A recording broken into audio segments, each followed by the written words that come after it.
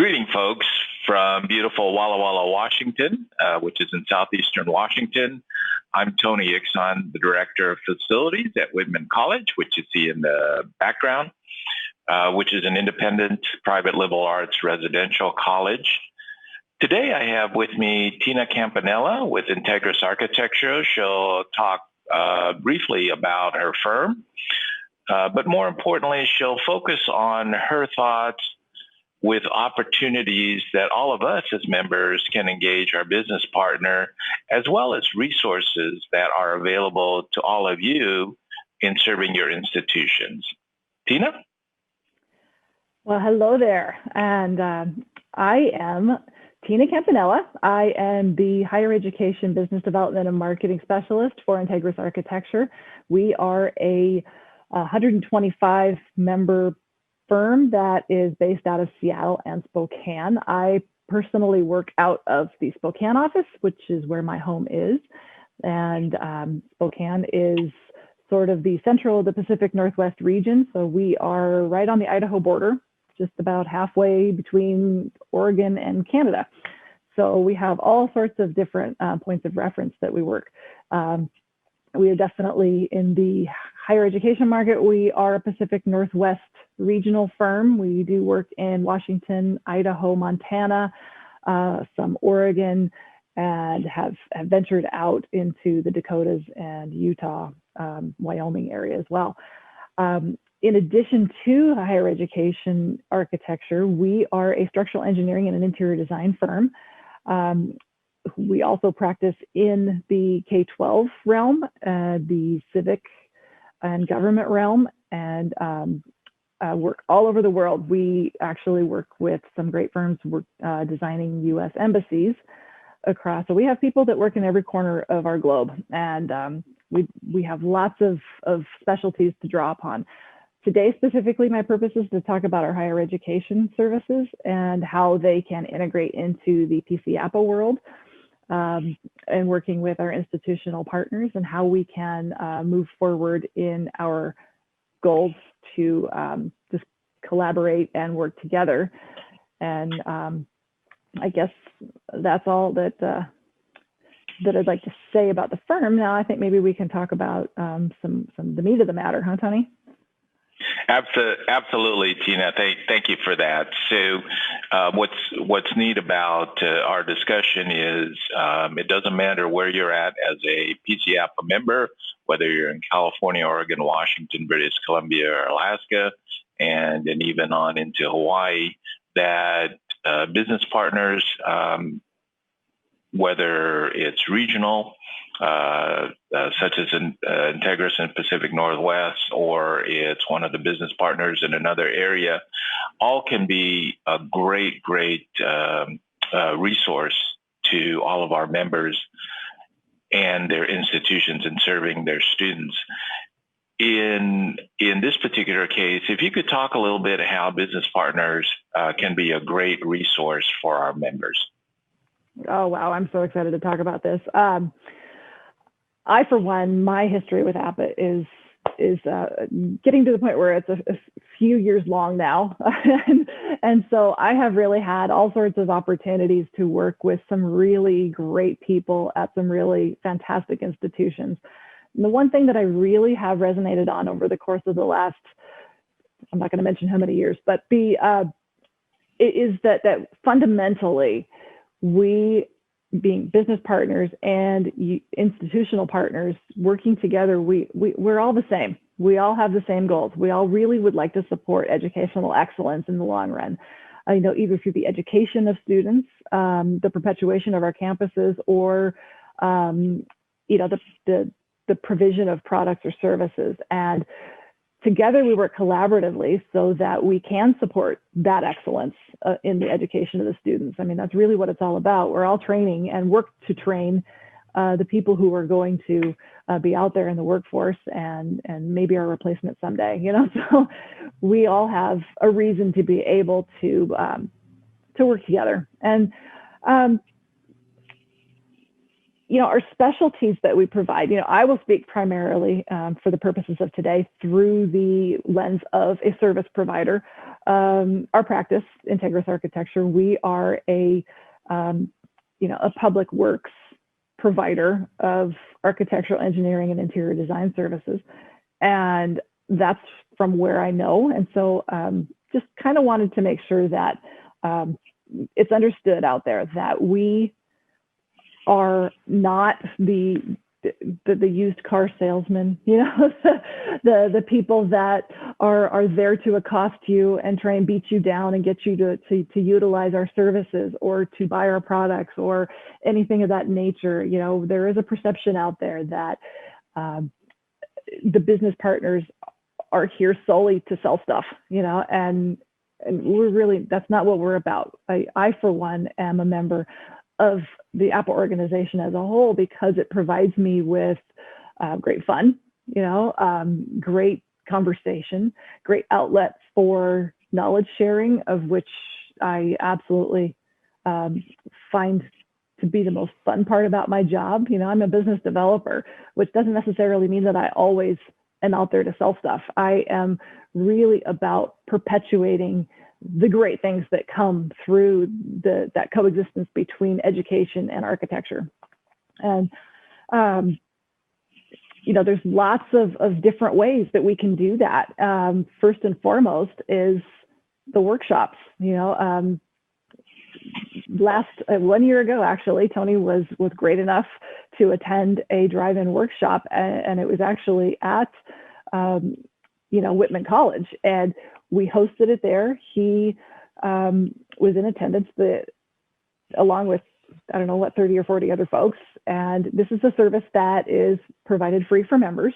And I believe it's a nominal fee for those who are not members. But the topic that we chose at that particular point in time was safety and security on campuses. And we had invited, we looked at things through the eyes of campus design, which is where we excel. We also invited some other folks. We had a representative of the facilities and security department at Umpqua Community College to discuss the incident that occurred down at their college. And we used that kind of as the backdrop for the remainder of the conversation, which was how can we talk about safety and security without building fortresses that make education really ugly, So, as architects and engineers, we are all about trying to work with our institutional partners to make sure that education is brought forth in the best way possible. And that particular day was really fun. We got to sit back and learn a whole bunch of stuff from you as well, that's kind of what it's all about, is that we have these ideas that we can exchange and work together on perpetuating things. Absolutely, and I also like how you had made reference to about the connection piece. I think there's oftentimes a hesitancy of what is this going to entail? Because many of us, time is obviously a premium. So it's nice to be able to connect with a business partner as a resource without that ongoing of constant contact, or as you put it, as a sales pitch. By the way, I'm glad that you weren't wearing your gold blazer today, so that part for the sales pitch. But I think as members, we all fully understand and certainly support our business partners, understanding that everybody has work to do and there is a certain interest. But the example that you had provided is a perfect example because being in attendance there really wasn't, from my perspective, actually, there really wasn't a discussion about actually Integrus at all. The topic was about security. We had great representation with the current president of the International Association for College University Security from the University of Washington, as well as real life experience unfortunately, at the Umpqua Community College. So these are the things that is, I think, very, very valuable to our members to hear what other institutions have done. And I think the added benefit also, especially right now, folks have really ramped up their virtual capability. And so as a business partner, I feel that it is no longer geographical bound, right? So the drive-in workshops intent was for folks to within a certain geographical region. Now it makes absolutely no difference if there's a particular cohort or interested topic. It could be from Southern California to Alaska. Everybody can participate. So I really like that as a resource as well. So I do too. As a matter of fact, I was just talking to I was in a meeting with my firm just prior to this session, and I really chatted up quite nicely about how the virtual realm of this conference and the the PC APA regional conference this year, I am more excited about the ability to get conversations with people and be able to share the ideas and learn some more about other folks, more so now than I was when I was sitting in an exhibition booth in the exhibition hall. I have an opportunity now to talk to people across the world, whereas before I wasn't able to do that. So kind of in response to your original question as well, webinars and things, in terms of instead of drive-in workshops, we don't have to drive anywhere now. We can actually do this and have the content be out there for people for months and months on end, if not in perpetuity. So it's kind of nice to be able or to be in a position to share the knowledge and skills that we have. And you kind of going back to the theme of that it doesn't always need to cost a lot or anything at all. It's really all about sharing information, sharing knowledge, sharing skills, and learning how to work together.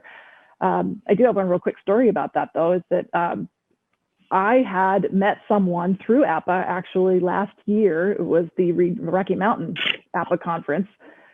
He was the brand new facilities director at BYU of Idaho. His name is TJ. He is a delightful kind of up-and-comer within the organization. And we had spent an entire day hiking up around Lake Louise and up to, some glacier views and all that, and had some great chats along the way, just about everything and anything that you could think of, and spent the rest of the conference together. And then the next thing you know, a year later, I am in a position where I could use his expertise and his knowledge. And so I actually made a phone call to TJ and asked him, who worked on a project that you guys have down there that was recent, it was within the 5 to 6 years before.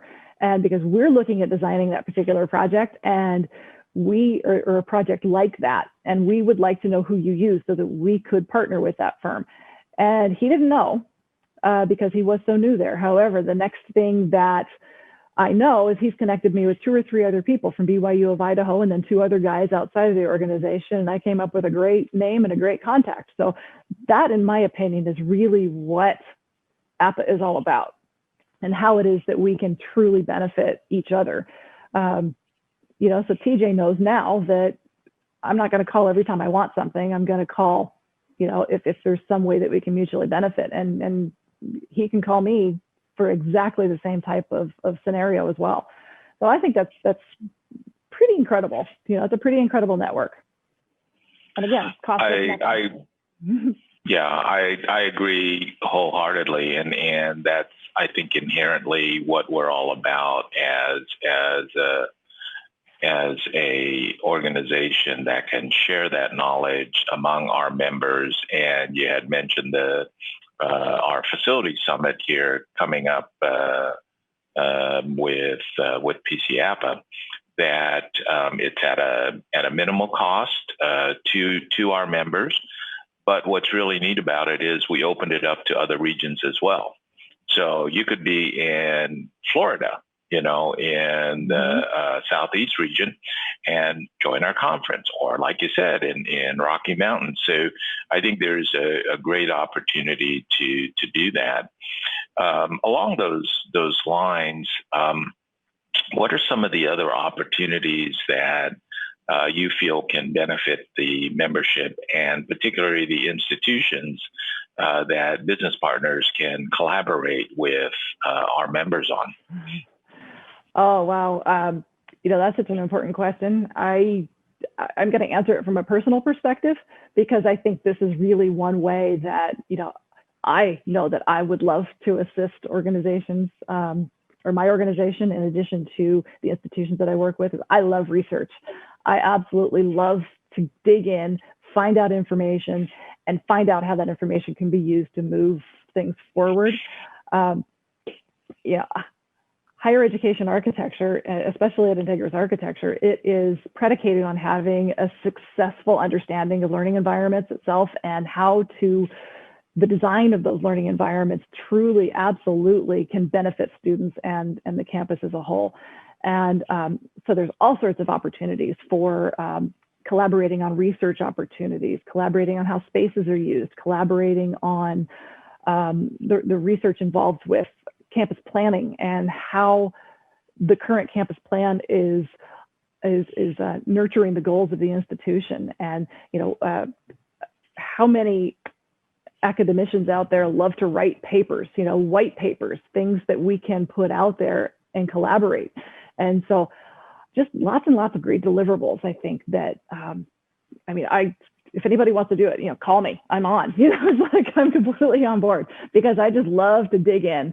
And we at Integrus have been working quite extensively on our qualitative POE reports, post-occupancy evaluations. And that doesn't necessarily need to be right after space is designed. It can be anytime throughout the life of a facility. We can go in there and determine, just basically plant our fannies right down there in the chair and watch how people are using the spaces and talk to you about how that space is being used, how it can better be utilized, how students are learning within the space, and how we can look forward. This new world is going to be so vastly different in terms of how our spaces are going to be utilized. The post-COVID world, and actually Becky Barnhart, I mentioned her earlier, and I are going to be doing a little bit of a sort of a mini presentation within the facility summit here next week about designing spaces for the post-COVID world, because it's going to be vastly different, and I have always wondered how things are going to change on a permanent level. And I suspect that this is going to be one of those ways, is that we now already before COVID actually saw the need to increase distance learning opportunities for our faculties, and how you design spaces for faculty or give them the tools to be able to cater to that new environment or that faction of distance learners or hybrid learners, or just giving them the spaces and the tools that they require. So doing the research and being thought leaders on that particular concept is something that we have a tremendous interest in, particularly me, because I again, love to get down deep and dirty in my research. It's roll up the sleeves and just dive in. So that's really one way that we can truly work together. It's that's great, Tina, and I think that's very valuable to our members, as well as you indicated, as a resource, making that context. So there may be a particular question, as I like to always share with folks, that if we encounter a particular challenge, or as some people like to call it, a opportunity moment, invariably there's going to be another institution that has already tackled it, and having the resource to be able to pick up the phone and just a quick question and say, hey, Tina, I'm working on this particular issue. Have you encountered this? And for you to be able to share and say, hey, here's some folks that have addressed those issues, is so very valuable versus our members trying to make 20 calls trying to figure out, have you done this and have you done that? Mm-hmm. I also particularly like your thoughts as far as the collaboration and the opportunity, especially the post-occupancy and the lessons learned. So whether it's a new residence hall or it's a science building. Pedagogically is constantly changing, especially as you indicated, the post-COVID or the new normal, if you will. Everybody is very, very interested in how to tackle that because we're getting those questions from our academic side of the house, but more importantly, I think ultimately the students that we serve, how best can we deliver our services and support those pedagogical needs. So I really like that that aspect of it. And as promised, being mindful of our time, obviously, I could continue talking about this all day long. Clearly, Tina, you can keep talking about this all day, probably even into the evening and the following day. So, but with that in mind, there's obviously opportunities for our members to reach out to yourself or myself to further this dialogue. What are some last thoughts that you have for our members as it relates to connecting with our business partners as a resource and how the members can benefit by making that connection? Oh gosh, first and foremost, I think the ultimate overarching idea is that we are not used car salesmen, at least most of us. If we're doing our jobs well, we are really providing resources and information that you can benefit from. Just one real quick, because I find this story a little bit funny. The previous gentleman who used to hold Tony's position down at Whitman, Mr. Dan Park, he has proven to be a little elusive in the connection department with folks like myself. I tried for a good couple of years to get a hold of him, and he gave me about 2 minutes of his time on the phone. And I finally, through, I believe it was another friend through APA who had asked him, it's like, why don't you talk to this gal? She's actually really nice. And so he gave me a few minutes of his time down at the college there, and he was funny. But in order to do that, I actually felt like I had to accost the poor man at one of the conferences, and it just so happened that I spied out of the corner of my eye here when the conference was in Spokane, Washington, and it was held at the Davenport Grand, where there's this long hallway right in front of the exhibit hall. I happened to be coming out to use the bathroom, and I saw poor Dan standing there, and he was all by himself on a pair of crutches because he had an injury to his leg at the moment. He saw me, and he did one of these, kind of like, where can I go? How can I get away? I need to go. She's going to talk to me. Oh, Lord, what can I do now? So I went, and I beelined for the poor man. I mean, he deer in the headlights look in the works for him. And I sat there, and he just kept kind of shifty. And I said, well, Dan, I can't really run from me. I think you're on crutches, in case you didn't notice, I said, actually, if I could just have 30 seconds of time to talk about the drive-in workshop that I would love to host at your university there. And he says, well, he didn't expect that. He expected me to talk about Integrus. He expected me to talk about wanting to work on the campus. He expected all sorts of different things. What he didn't expect was, how can we collaborate together to provide the APA membership some kind of information?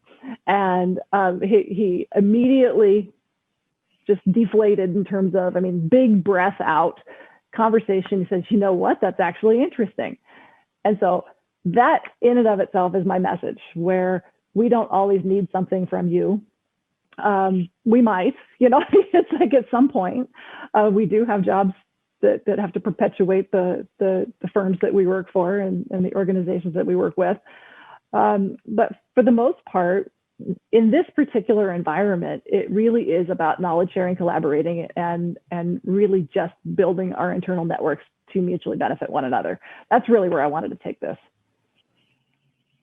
Great, excellent. That's a good story as well as the message to all of us as members to seek out whether it's a simple technical question or more elaborate discussion as to next steps or a particular question that the campus may have for you, I think there's always the opportunities to connect up. So, so with that, I want to thank again Tina as a representative of Integrus to connect up and just take a moment to chat with me about some of the opportunities that business partners can be as a resource. And hopefully this was beneficial to all of you as members.